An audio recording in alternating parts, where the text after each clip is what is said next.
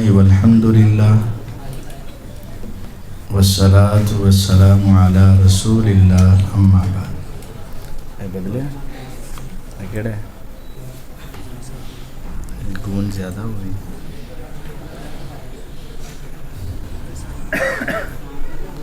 अल्हम्दुलिल्लाह, आज 8वां पारा तरावी के अंदर तिलावत किया गया। इसकी पहली आयत में अल्लाह रब्बुल इज़्ज़त ने बाज़ लोगों की ज़िद, अना, हट दर्मी का ज़िक्र किया। बाज़ ऐसे खुश नसीब होते हैं जो पहली मर्तबा अल्लाह रब्बुल इज़्ज़त का फरमान सुनते हैं तो उनके दिलों पर असर हो जाता है और वो फ़ौरन मान लेते हैं। और बाज़ ऐसे ज़िद्दी होते हैं, उनको 10 दलीलें, 20 दलीलें, 50 दलीलें भी दे देना, लेकिन उनकी सुई वहीं की वहीं खड़ी रहती है और इंसान उनसे परेशान हो जाता है। रसूलुल्लाह सल्लल्लाहु अलैहि वसल्लम एक मर्तबा फजर की नमाज में कुरान पढ़ रहे थे। किसी को ख़ास दावत नहीं है, तो जिन्नात का एक ग्रोह वहाँ आया। उसने सिर्फ हुजूर की तिलावत सुनी और वो सुनकर मुसलमान हो गए। कुल ऊहिया इलैया अन्नहु इस्तमअ नफरुम मिनल जिन्न फ़क़ालू इन्ना समिअना कुरआनन अजबा यहदी इलर रुश्दी फ़आमन्ना बिही। उन्होंने कुरान सुना, ये कुरान, फ़ौरन मान गए। आपने उन्हें कहा भी नहीं कि मानो, बस उन्होंने सुना तो मान गए। और कुछ ऐसे हैं जिनको जितने भी दलाइल दे दें वो मानने के लिए तैयार नहीं। उनका तज़किरा ये 8वें पारे की पहली आयत में, वलौ अन्नना नज़्ज़लना इलैहिमुल मलाइका, अगर हम आसमान से इनके पास फरिश्ते भेज दें, जिब्राईल अलैहिस्सलाम, मीकाईल अलैहिस्सलाम आकर कहें हम अल्लाह के फरिश्ते हैं और हम तुम्हें बताते हैं ये मोहम्मद सल्लल्लाहु अलैहि वसल्लम अल्लाह के रसूल है। वकल्लमहुमुल मौता, और मुर्दे जिंदा होकर कहें वाक़अतन ये अल्लाह के रसूल है, मान लो, हम नहीं माने थे, हमें बहुत अजाब हो रहा है, तो तुम मान लो ताकि तुम अजाब से बच जाओ। वहशरना अलैहिम कुल्ल शैइन कुबुला, और ये जितने दलाइल मांगते हैं, अगर ये सारे दलाइल हम इनके सामने जमा कर दें, आसमान से फरिश्ते आकर बताएं ये नबी है मान लो, मुर्दे उठकर बताएं वाक़अतन मैं नहीं माना था, मुझे अजाब हो रहा है, तुम इसको मान लो, जितने इनके जहन में इश्कालात हैं सब के जवाबात बमा दलाइल इनके सामने रख दिए जाए ना, मा कानू लियुमिनू, उन्होंने फिर भी नहीं मानना।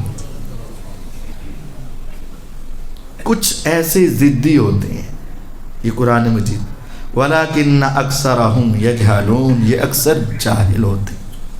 तुम्हारा काम ये है अच्छे तरीके से बात पहुंचा देना, बस मनवाना तुम्हारा काम नहीं है।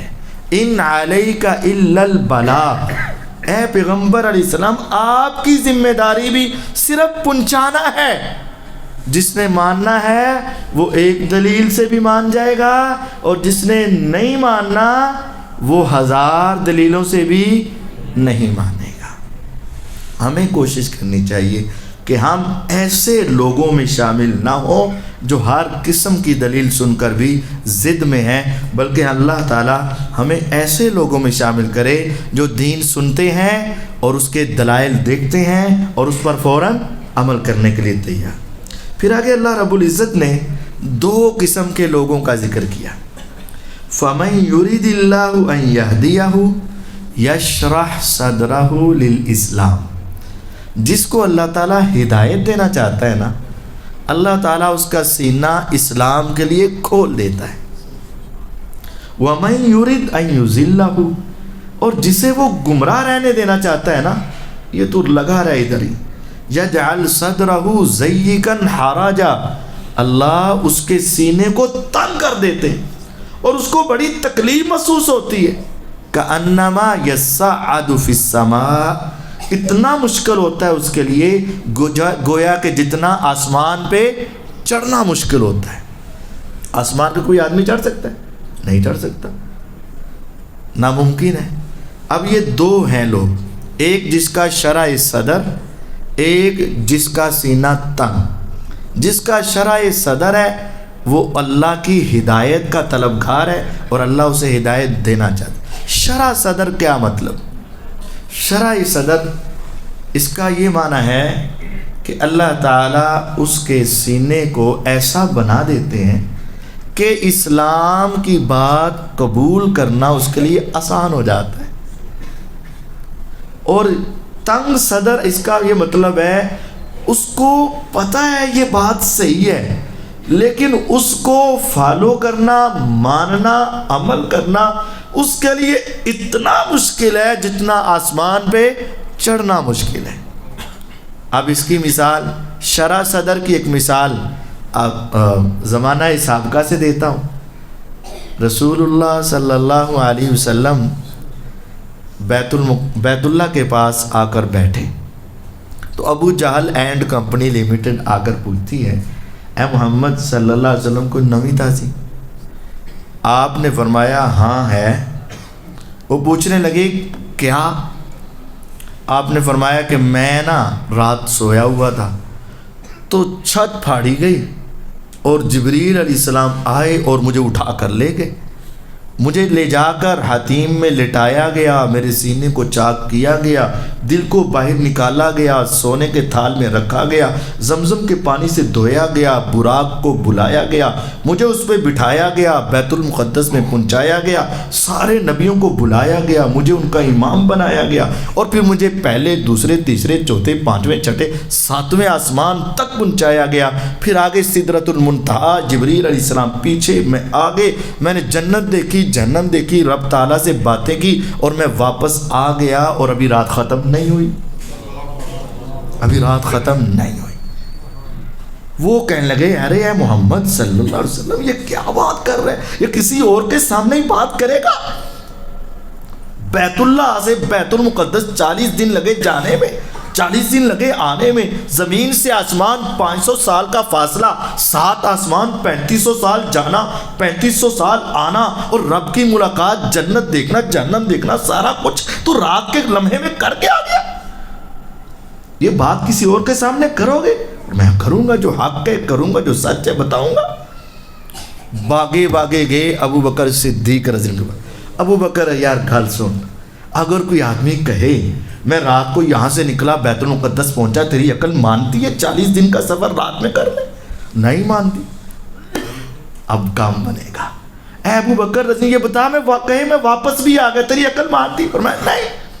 اچھا اگر وہ کہیں کہ میں راتوں رات پہلے، دوسرے، تیسرے، 7 آسمانوں تک ہو کر واپس آ گیا، تیری عقل مانتی؟ فرمایا نہیں. ہنس کے کہنے لگے اب تو بس کر دے، جس کے پیچھے تو لگا ہے نا وہ ایسی ایسی باتیں کرتا ہے، چھوڑ دے اب اس کو. ارے ارے ارے رکو، کیا کہہ رہے ہو؟ یہ بات کس نے کہی ہے؟ ہاں ہاں جس کے پیچھے تو لگا ہے محمد صلی اللہ علیہ وسلم، وہ کہہ رہے ہیں میں رات کو گیا اور میں بیت المقدس کی سیر کر کے آ گیا، میں نے 7 آسمانوں کو دیکھا، فرشتوں کو ملا، رب سے ملا، میں واپس آیا، رات ختم نہیں. کیا میرے آقا نے یہ کہا ہے؟ کہتے کہا ہے. کہتے پکی بات ہے. کہتے پکی بات ہے. کہا اللہ کی قسم اگر میرے نبی نے کہا ہے تو جو کہا سو حق کہا، جو کہا سو سچ کہا. یہ شرح صدر ہے کہ دین کی بات عقل کے پیمانے، میری عقل میں نہیں آتی، تیری عقل میں نہیں آتی، دنیا نہیں مانتی، سائنس نہیں مانتی، ٹیکنالوجی نہیں مانتی، فلاں نہیں مانتا، فلاں نہیں. جب پیغمبر علیہ السلام کہہ دیں سو ماننا لازم ہے. یہ شرح صدر ہے. نبی علیہ الصلوۃ والسلام صحابہ میں بیٹھے اور کہا نعم الرجل خریم، یار خریم بڑا زبردست بندہ ہے، ویری نائس پرسن. لولا طول جمته و اسبال ازاری، بس اس کے بال جو لڑکیوں کی طرح لمبے ہیں نا وہ نہ ہو، بس کندھوں تک ہو جائیں، اور اس کی شلوار ٹخنوں سے نیچے نہ آنا ہو، ویری نائس، بہت اچھا انسان۔ ایک صحابی اٹھے اور جا کر خریم کو ملے، خریم میں آج آقا کی مجلس سے آیا ہوں اور تیرے بارے میں حضور علیہ السلام کے یہ کلمات تھے۔ اچھا، انہوں نے فوراً گھر گئے، بال کاٹے، شلوار ٹخنوں سے اوپر کی، حضور کے پاس آ کر پہنچے، حضور اب میں اچھا لگ رہا ہوں نا؟ فوراً ماننے کے لیے ہم یہاں 50 دلیلیں دیتے ہیں، شلوار ٹخنے دھوتے رکھیا کرو، شلوار ٹخنے دھوتے رکھیا کرو، ٹخنے ننگے رکھیا کرو، اچھا قاری صاحب بس وہی دعا کرو بس۔ ہم 50 دلیلیں دیتے ہیں، داڑھی رکھنا فرض ہے، داڑھی لٹکاؤ، داڑھی بڑھاؤ، داڑھی ایسے کرو، چلو پتہ تو مجھے بھی، بس وہی دعا کرو بس۔ یہ کیا ہے؟ یہ تنگ سینہ ہے۔ اس کو دین پر عمل کرتے ہوئے اتنی مشقت ہو رہی ہے جتنا آسمان پہ چڑھنا ہے۔ اب ہم خود دیکھ لیں، میری مائیں، بہنیں، بیٹیاں، پردہ کرنا آسان ہے یا ان کا سینہ تنگ ہوتا ہے؟ میرے بھائی، چہرے پہ سنت سجانا آسان ہے یا تنگ ہوتا ہے؟ میرے بھائی، اپنے تہبند کو ٹخنوں سے اوپر رکھنا تیرے لیے آسان ہے یا تیرا دل گھٹتا ہے؟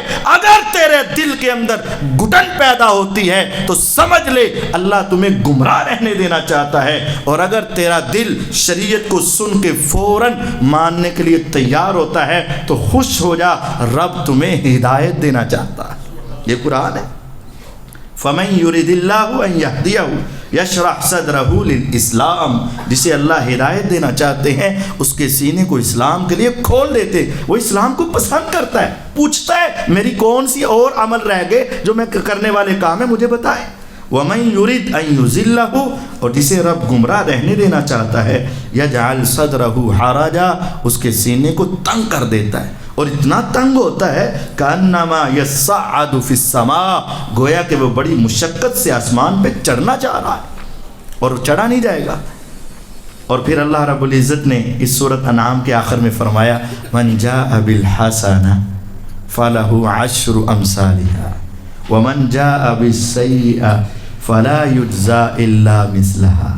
یہ رب کا فضل ہے، جو ایک نیکی کرتا ہے نا، میرا رب اسے 10 گناہ عطا کرتا ہے، اور جو گناہ کرتا ہے نا، اللہ صرف اسے ایک گناہ کی ایک سزا ہی دیتا ہے، 10 گناہ نہیں دیتا۔ نیکی ایک کرو تو کم از کم 10 کا ثواب ملے گا، لیکن اگر گناہ کرو تو ایک کا۔ اور حدیث صحیح بخاری کی اس سے بھی آگے ہے، من ہم بحسنہ فلم یعملها کتبت له بحسنہ، جس نے نیکی کا ارادہ کیا ابھی کی نہیں، سوچا ہی ہے، اس کی ایک نیکی لکھ دی جائے گی، اور جب وہ کرے گا تو 10 لکھ دی جائیں گی۔ اور جس نے گناہ کا سوچ لیا نہیں لکھا جائے گا، جب وہ کرے گا تو پھر لکھا جائے گا۔ اور اگر گناہ کا ارادہ کیا لیکن پھر اللہ کا ڈر آ گیا، چھوڑ دیا، اس کے چھوڑنے پر بھی اس کو ثواب عطا کیا جائے گا، اس کے چھوڑنے پر بھی ثواب عطا کیا جائے گا۔ اس کے بعد سورۃ الاعراف ہے۔ اعراف مکی سورت ہے۔ اعراف ایک جگہ ہے، جنت دائیں ہیں، جہنم بائیں ہیں، درمیان میں ایک جگہ ہے اور وہ اعراف ہے۔ اس پر وہ لوگ آئیں گے جن کی نیکیاں اور گناہ برابر ہو گئے، ان کا پلڑا نہ ادھر جھکا اور نہ ادھر جھک سکا، دونوں برابر ہو گئے، تو رب تعالیٰ نے درمیان میں ان کو کھڑا کر دی۔ اور اس میں ذکر ہے جب ان کا چہرہ ادھر دائیں طرف پھیرا جائے گا، جنتی نظر آئیں گے، لم يدخلوها وهم يطمعون، کہیں کاش یا رب تھوڑا جا ادھر کر دے۔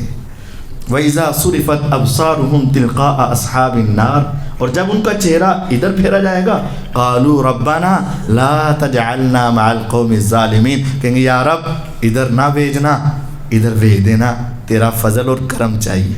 اور اللہ کا رحم زیادہ ہے اور اللہ تعالیٰ کا فضل زیادہ ہے۔ جنت کے کتنے دروازے ہیں؟ 8، اور جہنم کے 7۔ کیوں؟ میرا رب کا فضل زیادہ ہے، اللہ کی رحمت زیادہ ہے۔ اب ان کی نیکیاں اور گناہ برابر ہیں، جہنم اور جنت کے درمیان ہے، تھوڑی دیر کے لیے تو ان کو تکلیف ہوگی نا کہ اب پتہ نہیں ہمارا کیا بنے گا.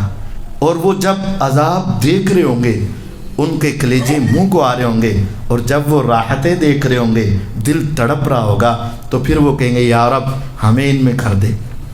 اور اچانک ان کو نا جنت میں ایسے غریب لوگ بھی آ جائیں گے جن کو یہ جہنمی دنیا میں مذاق کیا کرتے تھے، وہ غریب بھی آ جائیں گے. اور وہ آراف والے ان کو دیکھ کر کہیں گے اہؤلاء الذین اقسمتم لا ینالهم اللہ برحمہ. اوے ادھر دیکھ، یہ دیکھ، یہ جنت میں وہ پہنچے ہوئے ہیں جن کو تو دنیا میں کہتا تھا انہوں نے جنت کوئی نہیں جانا. لوگ پہنچ گئے، دیکھ لو پہنچ گئے. اب اللہ تعالیٰ پھر کیا کریں گے، ان اعراف والوں پر بھی اپنا فضل فرما کر ان کو بھی جنت میں داخل فرما دیں. اور پھر وہ جنتی کہیں گے وَنَادَى أَصْحَابُ الْجَنَّةِ أَصْحَابَ النَّارِ. جنتی پھر جہنمیوں کو کہیں گے أَن قَدْ وَجَدْنَا مَا وَعَدَنَا رَبُّنَا حَقًّا. ہمارے ساتھ جو ہمارے رب نے وعدہ کیا تھا نا وہ تو سچا ہو گیا ہے.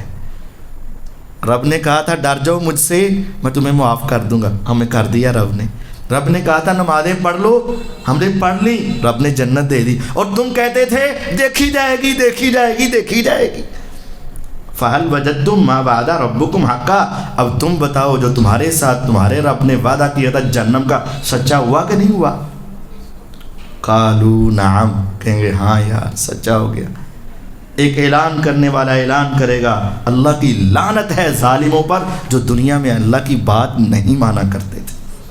اب وہ جہنمی جنت والوں سے ایک فریاد کریں گے وَنَادَى أَصْحَابُ النَّارِ أَصْحَابَ الْجَنَّةِ ان افیضوا علینا من الماء او مما رزقکم اللہ. آیت نمبر 50. جہنمی جنتیوں کو آواز دے کر کہیں گے یار بہت سڑ چکے ہیں، بہت بھوک میں ہیں ہم، بہت پیاس میں ہم، تھوڑا سا پانی کا چند قطرے نیچے بہا دو ہمیں مل جائے ہم پانی پی لیں. او مما رزقکم اللہ، یا جو تمہارے پاس وافر رزق ہے اس میں تھوڑا سا رزق ہمیں دے دو ہم کھانا چاہتے ہیں. قالو، تو جنتی کہیں گے پانی تو بہت ہے، دودھ شراب کی نہریں ہیں، کھانے تو بہت ہیں، لیکن ان اللہ حرمہما علی الکافرین. اگرچہ تم ہمارے جاننے والے ہو لیکن اللہ نے کافروں پر جنت کا کھانا اور پینا حرام کیا ہے، تمہیں نہیں دے سکتے. جہنمیوں کو ایک ایک پانی کے قطرے کی ضرورت ہوگی، نہیں ملے گا. کھانے کا ایک نوالے کی ضرورت ہوگی، نہیں ملے گا. ان کو تباہ کر دیا جائے گا، روک دیا جائے گا، وہ نہیں دیا جائے گا. پھر وہ کہیں گے ہاں تم نے دنیا میں اللہ کے دین کو لہو و لعب بنا کر رکھا، اب تمہارے ساتھ ایسا ہی سلوک کیا جائے گا. اللہ رب العزت نے اس کے اندر ایک اور واقعہ بیان کیا ہے آدم علیہ السلام کا. اللہ رب العزت نے فرمایا ہم نے تمہیں پیدا کیا، پھر تمہاری تصویریں بنائیں، ہم نے فرشتوں سے کہا آدم کو سجدہ کرو، سب نے سجدہ کیا سوائے ابلیس کے، وہ سجدہ نہیں کرنے والا تھا. تو اللہ تعالیٰ نے پوچھا تو سجدہ کیوں نہیں کرتا جب میں نے تمہیں کہا؟ اب اس نے نا اپنی عقل لڑائی. اللہ کے حکم کے مقابلے میں کیا؟ عقل. ہمارے ہاں بھی کہتے ہیں کہ سب بات تو آپ کی ٹھیک ہے، ہوگی حدیث، لیکن نا ادھر نہیں بیٹھ رہی، منو نہیں سمجھ آ رہی. لوجک یہ جو ہمارے یہاں نا لوجک، منطق سب بکواس ہے. شریعت کے سامنے کوئی لوجک نہیں، شریعت کے سامنے کوئی منطق نہیں. اب یہ لوجک اور منطق سنیں شیطان کی. اللہ تعالیٰ نے فرمایا جب میں نے تمہیں کہا سجدہ کر کیوں نہیں کیا؟ قال انا خیر منہ، میں اس سے بہتر ہوں، میں کیوں کروں؟ بہتر کیسے ہو؟ خلقتنی من نار وخلقتہ من طین، تو نے مجھے آگ سے پیدا کیا، اور آگ لگاؤ تو کدھر جاتی ہے؟ اوپر کو. اور اس کو مٹی سے پیدا کیا، اس کو چھوڑو تو کدھر جاتی ہے؟ تو یہ نیچے کو جانے والا، میں اوپر کو جانے والا، اس کو چاہیے مجھے کرے، میں اس کو کیوں کروں؟ میں اس سے بہتر ہوں. اس نے اللہ کے حکم کے مقابلے میں کیا لڑائی؟ اپنی لوجک، عقل. منطق. اللہ تعالیٰ نے فرمایا فَاهْبِطْ مِنْهَا, اتر جا یہاں سے, فَمَا يَكُونُ لَكَ أَن تَتَكَبَّرَ فِيهَا, یہاں تیرے لیے تکبر کی کوئی گنجائش نہیں. تکبر اپنے آپ کو بڑا بنانا اور دوسروں کو حقیر سمجھا. فَاخْرُجْ إِنَّكَ مِنَ الصَّاغِرِينَ, نکل جا تو بڑا ذلیل ہے. اب اس نے کہا انذرنی الی یوم یبعثون, مجھے قیامت تک یا رب مہلت دے دے. قال انک من المنذرین, اللہ نے فرمایا تمہیں کیا ہے, مہلت ہے. اس نے کہا مجھے قیامت تک مہلت دے دو, اللہ تعالیٰ نے اسے قیامت تک مہلت دے دی. اب ابلیس جو ہے اسے مہلت کب تک ہے, قیامت تک. رمضان جب شروع ہوتا ہے سارے سرکش جنات شیاطین جکڑ دیے جاتے, لیکن ابلیس نہیں جکڑا جاتا.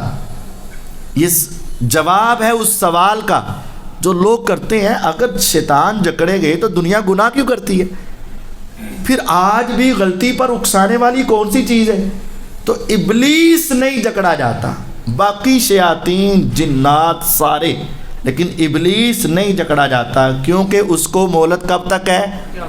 تو ہر سال پھر پکڑا جائے تو مہلت تو نہ رہے گی. ایک تو یہ دلیل ہے. دوسری وہ دلیل ہے کہ بدر کے میدان میں کافروں کے ساتھ لڑائی کرنے کے لیے کون آیا تھا, شیطان. 10ویں پارے میں ہے, آگے آئے گا. تو بدر کی لڑائی کس مہینے میں ہوئی, تو پھر کھلے سیدھے آیا سی نا,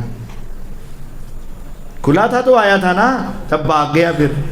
اور وہ 3 راتیں جب آپ کے نے فرمایا تیرے پاس آئے گا آئے گا آئے گا, ابو ہریرہ رضی اللہ کے پاس کون آتا رہا, ابو ہریرہ رضی اللہ کے پاس ابلیس ہی آتا رہا نا. تو وہ رمضان کا مہینہ تھا, صدقہ فطر کی کھجوریں تھی, فطرانے کی. تو فطرانہ کس مہینے میں ہوتا ہے, تو ابلیس آیا تھا. ابلیس نہیں جکڑا جاتا, باقی سارے جکڑے جاتے. اب جب اسے نکال دیا گیا, اس نے اللہ سے مہلت مانگ لی, اسے مہلت دے دی.